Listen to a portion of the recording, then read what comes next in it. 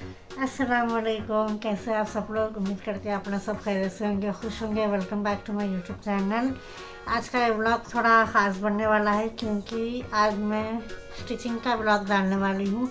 मेरी बेटी अनाबिया 5 साल की बेटी, उसके साइज़ का मैं फ़्रॉक सिलने वाली हूँ।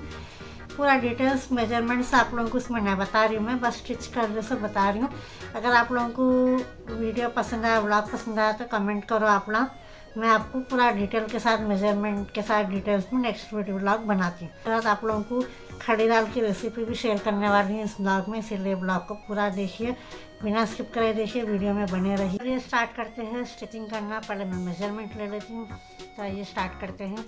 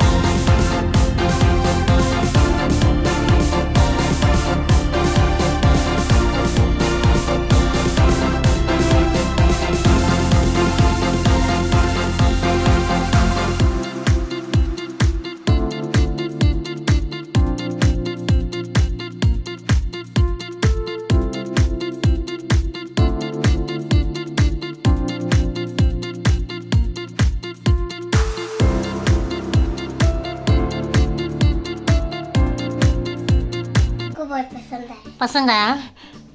अलीना अलीना तुम्हारा होना ये। अरे तुम्हारा भी सीती हूँ जी, उनको एक ही छुआ अभी तो, नेक्स्ट तुम्हारा सीती हूँ। ना करो, अच्छी बच्ची कहते।